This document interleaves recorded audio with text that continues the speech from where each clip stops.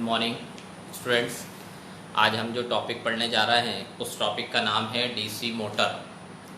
DC motor कल हमने जो पढ़ा था वो था डीसी जनरेटर। डीसी जनरेटर का प्रिंसिपल क्या होता है, डीसी जनरेटर की ईएमएफ इक्वेशन क्या होती है, उस पर न्यूमेरिकल आता है। फिर हमने पढ़ा था types of DC generator. Types of DC generator में हमने दो बताए थे, एक separate excited and self excited. जो सेल्फ एक्साइटेड थे वो तीन टाइप का था। पहला था डीसी सीरीज, दूसरा था डीसी शंट और तीसरा था कंपाउंड। ठीक है, और डीसी शंट उसमें जो है वो इम्पॉर्टेंट है और उस पर एक न्यूमेरिकल आता है। आज हम जो टॉपिक पढ़ने जा रहे हैं उसका नाम है डीसी मोटर। डीसी मोटर, पहले हम बात करते हैं मोटर की। मोटर क्या करती है? मोटर में हम इनपुट जो देते हैं वो इलेक्ट्रिकल देते हैं और जो आउटपुट होता है वो मैकेनिकल होता है। हमें यहाँ इनपुट क्या देना है? मैकेनिकल। आउटपुट क्या देना है? इलेक्ट्रिकल।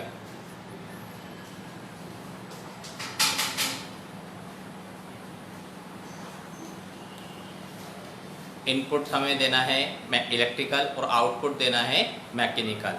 ठीक है, अब हम मोटर के अंदर आगे हमने बोला है डीसी, मतलब वो मोटर जो डीसी से ऑपरेट हो, हम उसको जो सप्लाई देंगे वो डीसी देंगे।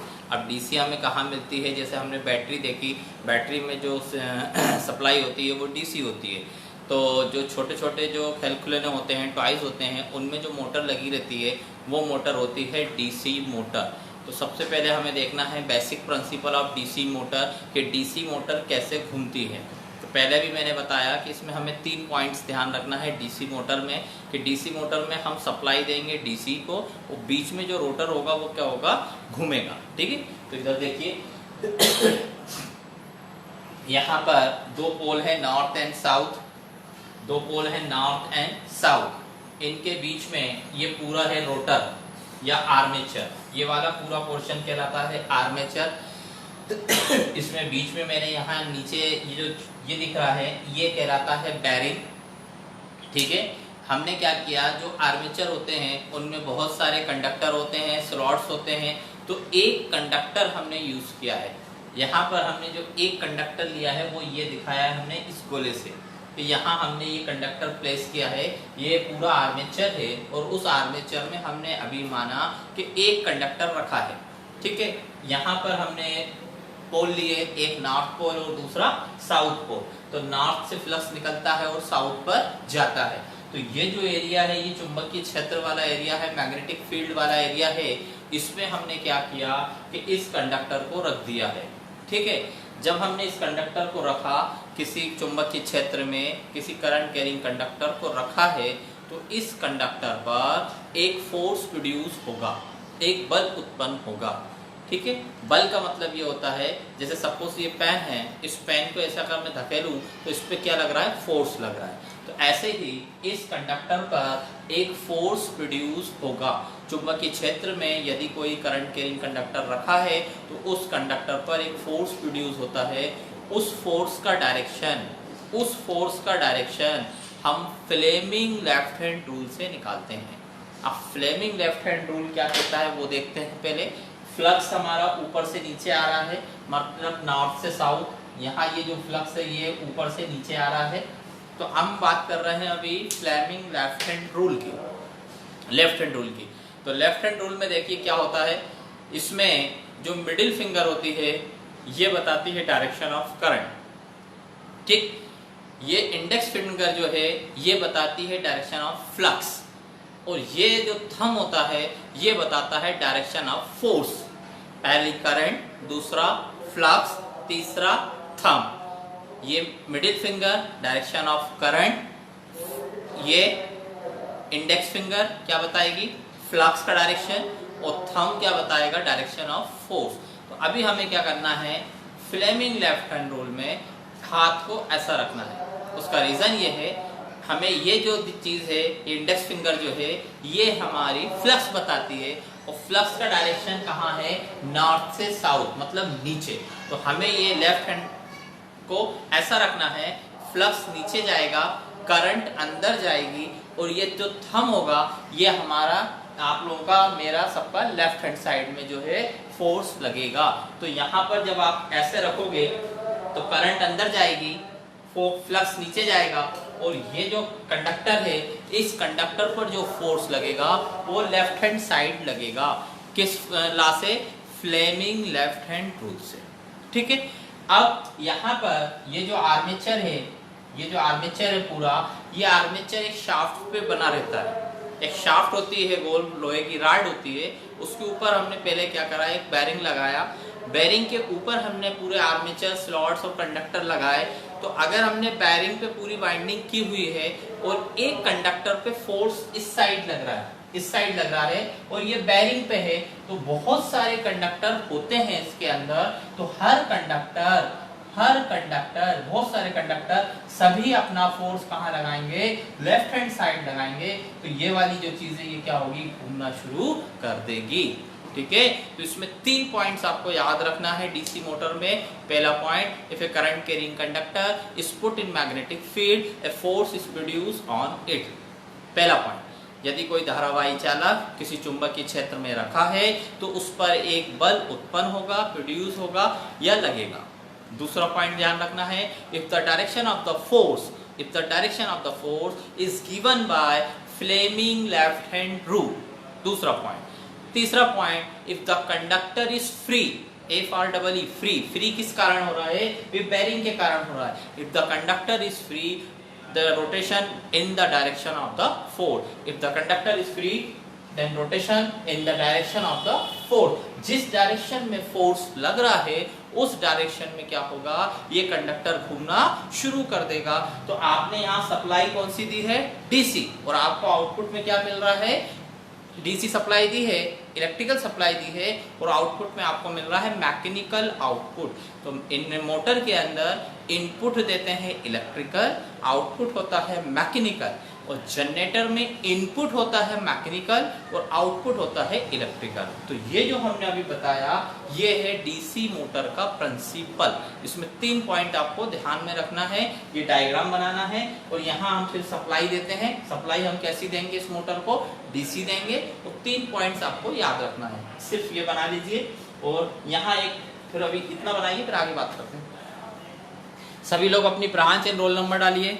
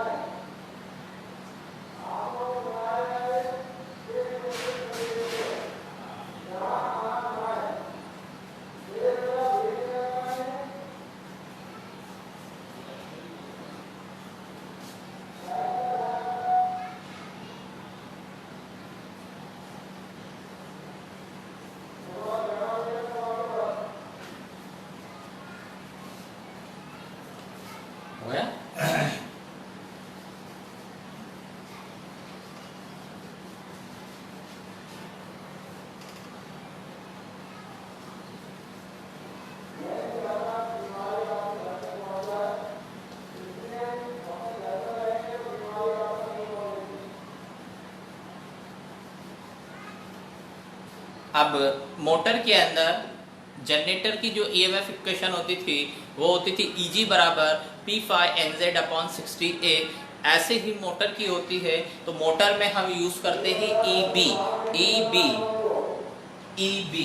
EB को कहते हैं बैक EMF, और वो होता है P∅Nz/60A। यही ईएमएफ इक्वेशन होती है जनरेटर की, यही ईएमएफ इक्वेशन होती है मोटर की। अगर जनरेटर की लिखना है तो ईजी के फॉर्म में लिखेंगे, जनरेटेड ईएमएफ के फॉर्म में लिखेंगे, और अगर मोटर के लिए लिखना है तो ईबी करके लिखेंगे। ईबी बराबर होता है P∅Nz/60 है, जहां ईबी क्या कहलाता है बैक ईएमएफ, P क्या कहलाता है नंबर ऑफ पोल, N क्या कहलाता है स्पीड इन आरपीएम, और Z total number of conductor, A कहलाता है नंबर ऑफ पैरेलल पाथ। पिछली क्लास में मैंने बताया था यहाँ A की दो वैल्यू होती हैं, A बराबर P और A बराबर 2।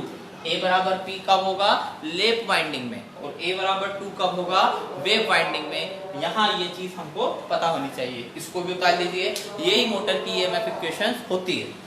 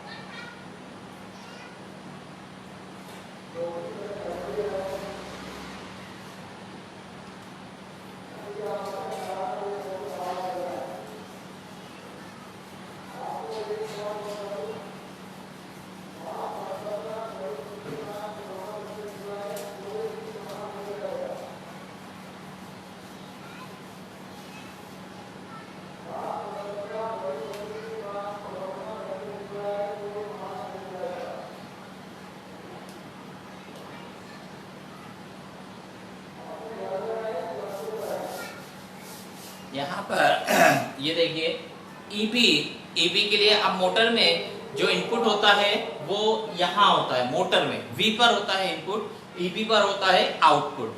अब हमें क्या करना है, इसकी इक्वेशन लिखना है। तो हम देखो यहाँ बोल रहा है इनपुट, यहाँ बोल रहा है आउटपुट, तो यहाँ से लिखना शुरू करेंगे। कैसे लिखेंगे, V minus IARA equal to EB.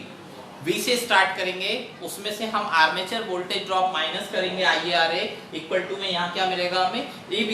तो अगर हमें V खाली लिखना है तो ये E माइनस IARA को बराबर के उधर ले जाओ तो EB प्लस IARA हो जाएगा। ठीक है, तो ये इक्वेशंस होती है मोटर की, इसको भी आप देखिए। अब हम बात करते हैं टाइप्स ऑफ डीसी मोटर की। तो दो टाइप की डीसी मोटर होती हैं, एक होती है डीसी सीरीज और दूसरी होती है डीसी शंट। तो पहला डीसी सीरीज,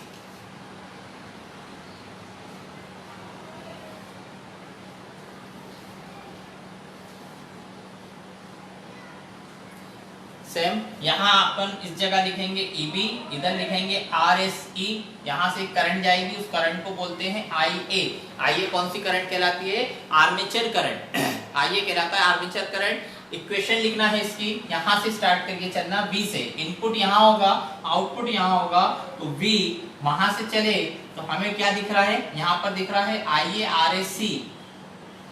और अंदर गए तो पहले पड़ेगा अपन को IARA आर्मेचर वोल्टेज ड्रॉप, और बराबर किसके हो जाएगा ये EB के। अगर मैं इनपुट पावर की बात करूं, इनपुट पावर तो वो हो जाएगा, इनपुट यहां है तो V इंटू IA हो जाएगा, और आउटपुट पावर अगर मैं बात कर रहा हूं तो वो हो जाएगा EB इंटू IA। ये इनपुट पावर, ये आउटपुट पावर, ये इक्वेशन डीसी सीरीज मोटर की।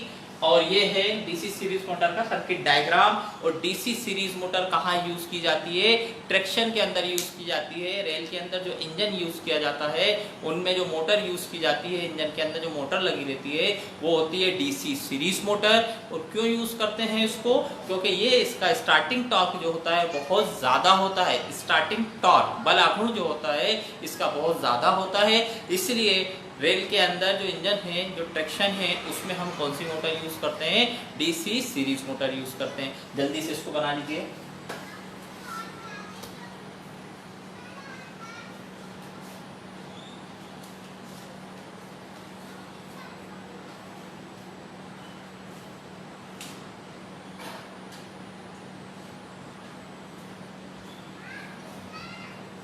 जितने भी लोग ऑनलाइन आते जा रहे हैं रोल नंबर एंड ब्रांच जरूर डालिए।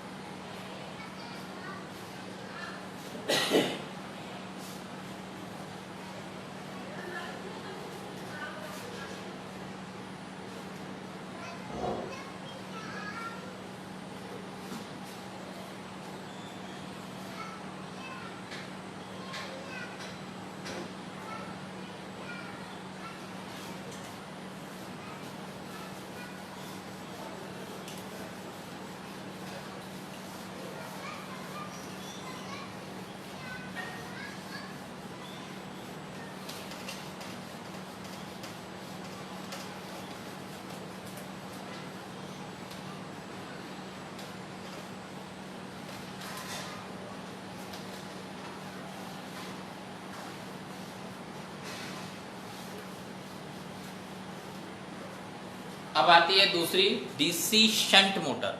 ठीक है, ये कांस्टेंट स्पीड में यूज की जाती है डीसी शंट मोटर।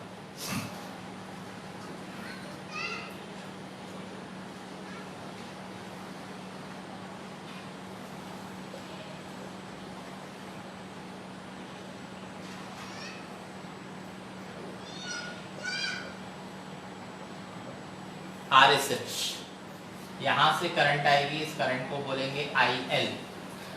यहाँ जो वोल्टेज होगा इस वोल्टेज को हम बोलेंगे टर्मिनल वोल्टेज V।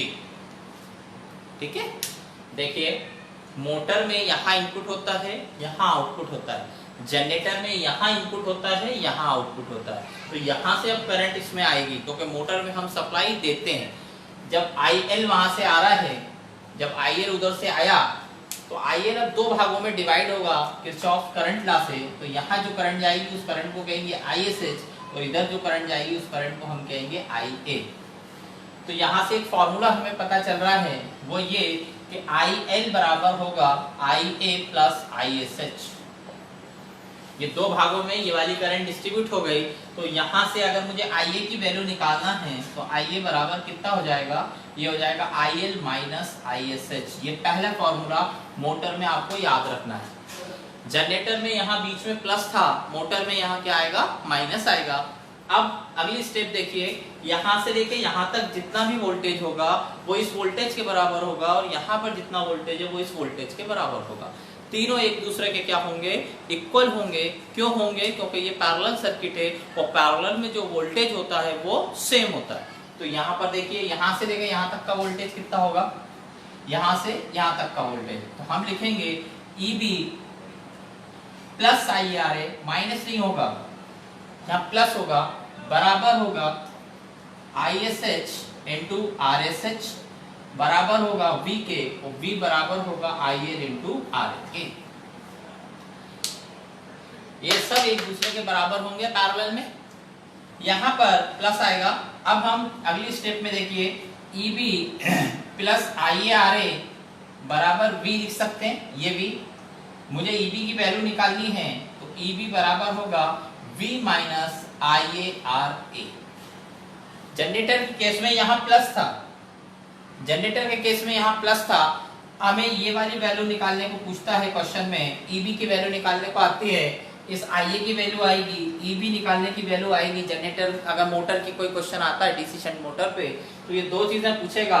और तीसरा एक चीज और होती है, EB बराबर होता है P phi NZ upon 60A, जहां P क्या है, पोल, फाई क्या है, फ्लक्स, N क्या है, स्पीड, Z क्या है, टोटल नंबर ऑफ कंडक्टर, और A क्या है, नंबर ऑफ पैरेलल पाथ। तो यहाँ आपको कोई भी N निकालने को या फ्लक्स निकालने को बोल देंगे तो EB की वैल्यू यहाँ से आएगी, और IA की वैल्यू आपको कहाँ से निकालनी पड़ेगी, IL माइनस ISH की निकालनी पड़ेगी। वो वैल्यू जब आप यहाँ रखोगे तब EB की वैल्यू आएगी, EB की वैल्यू यहाँ रखोगे तो आपको स्पीड या फ्लक्स निकालने को पूछा जा सकता है। ये जो मोटर है डीसी शंट मोटर, इस पे न्यूमेरिकल आता है। ठीक है, इसको उतार लेंगे जल्दी से।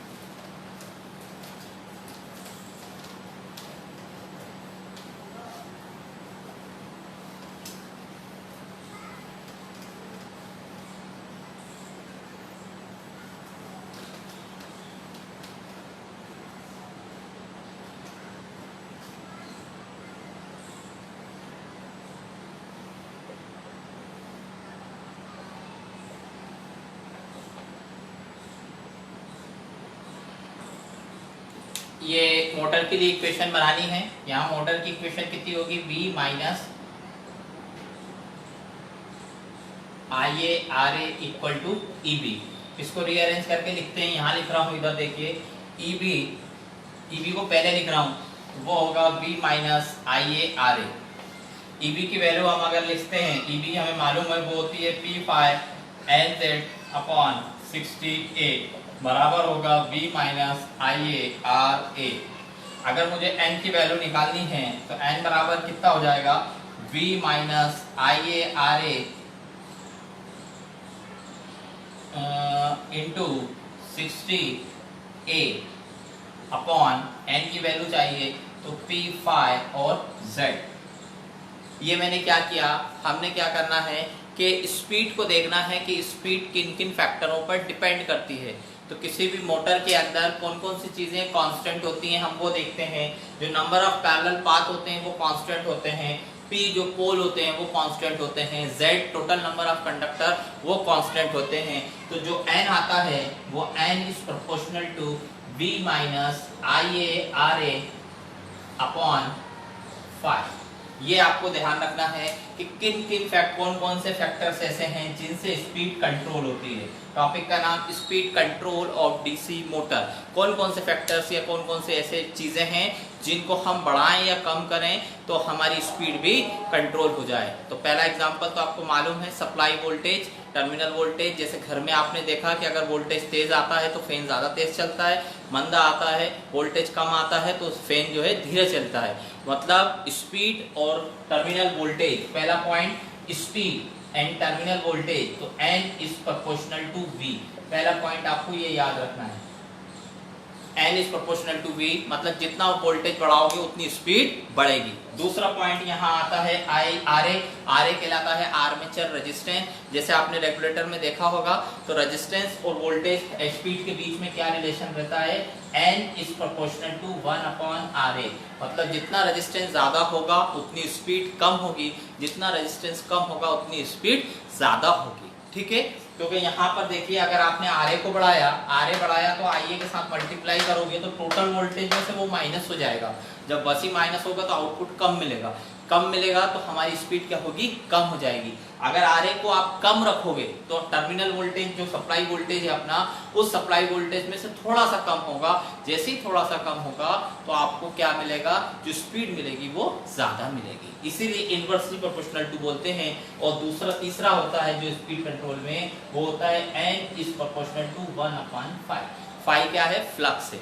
ठीक है, ये 3 पॉइंट ध्यान रखिएगा कि अगर स्पीड कंट्रोल करना है डीसी मोटर की तो किन किन फैक्टरों को, किन किन पॉइंट्स को, किन किन चीज़ों को हम बढ़ाएं या कम करें तो स्पीड हमारी कंट्रोल हो जाएगी। उसमें पहला है सप्लाई वोल्टेज, दूसरा आता है आर्मेचर रेजिस्टेंस और तीसरा आता है फ्लक्स।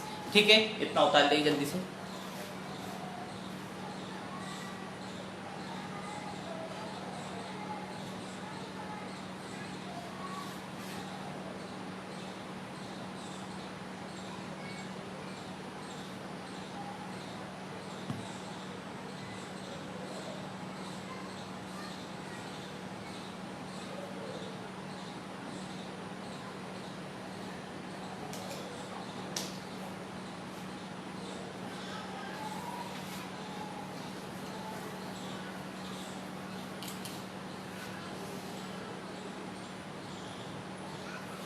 कल हम पढ़ेंगे torque equation of DC motor. Torque equation क्या होती है डीसी मोटर की, वो इक्वेशन निकालने को आती है एग्जाम में, 7 नंबर का क्वेश्चन आता है, पूरा डेरिवेशन है, इंपॉर्टेंट है, कल वो टॉपिक पढ़ेंगे अपन। ठीक है, परसों से आपके मिड सेम हैं, तो आप लोग मिड सेम की भी तैयारी करिए।